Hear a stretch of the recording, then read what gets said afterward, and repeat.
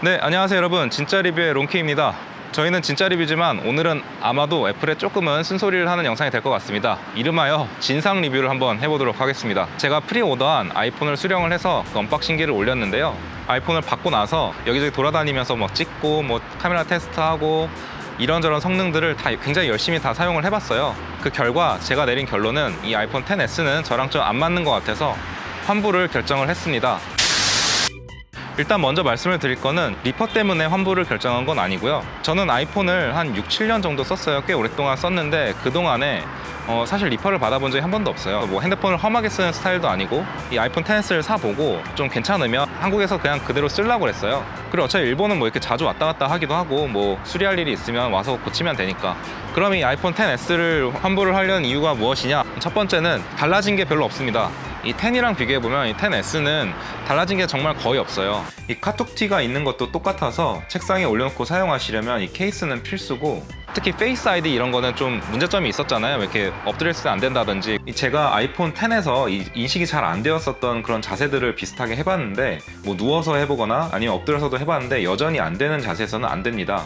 그리고 애플에서 아이폰 XS에 새로 들어간 거라고 광고를 하는 게 이 스마트 HDR이나 이 인물 사진 모드에서 아웃포커싱을 사용할 수 있는 기능이 추가되었거든요. 이거는 사진을 찍은 다음에 주변 배경을 흐리게 만드는 건데 써보니까 괜찮아요. 생각보다 흐려지는 것도 자연스럽긴 한데, 그걸 위해서 뭐 핸드폰을 또 뭐 몇십만 원의 어떤 차액을 감수하고 바꿔야 되냐, XS에서 그 정도는 아닌 것 같습니다, 제 생각에는. 그리고 두 번째는 가격입니다. XS 같은 경우는 국내에서 한 150에서 160 정도에 출시가 될 걸로 예상이 되고, 맥스 같은 경우는 한 200이 넘을 걸로 예상이 되는데 너무 높은 가격인 것 같아요, 제가 볼 때는. 그 가격이면 사실 정말 성능 좋은 노트북을 사지, 그 매빅2 프로도 180만 원 정도면 살 수 있습니다. 물론 저는 이제 테크 유튜버니까 뭐 핸드폰에 어떤 지출을 하거나 이런 거에 있어서 조금은 더 자유로운 면이 있지만 가격이 만만치 않은 가격인 것 같아요. 방금 말씀드린 것처럼 이런 성능 차이가 별로 없는데 140만 원, 150만 원 이렇게 더 줘야 되나? 저는 그 정도의 가치가 있는지 솔직히 잘 모르겠어요. 그리고 이거는 제가 갖고 있는 애플에 대한 어떤 좀 개인적인 불만이긴 한데, 애플의 아이콘이죠. 지금은 고인이 됐지만 그 스티브 잡스가 얘기한 것처럼 한 손에 딱 들어와서 한 손으로 조작할 수 있는 그런 크기가 가장 이상적이라고 생각을 하는데, 이 세 종류나 되는 아이폰을 출시하면서 하나쯤은 좀 작은 버전을 내주길 바랬거든요. 주머니에 넣기도 좀 불편하고 이게 한 손으로 터치하는 게 점점 더 어려워지니까. 물론 베젤이 얇아지면서 이 아이폰 핸드폰 자체의 크기는 예전 8이나 8 플러스하고 비슷하지만 그 SE가 나온 것처럼 크기는 좀 작은 이런 아이폰이 나오길 원했었는데 여전히 그 소식은 들리지 않는 것 같아요. 그래서 좀 굉장히 아쉬움을 갖고 있고요. 제가 마지막으로 좀 드리고 싶은 말씀은, 이번 버전의 아이폰을 사고 싶다 그러면 저는 XS보다는 XR이 괜찮지 않을까 이런 생각을 갖고 있습니다.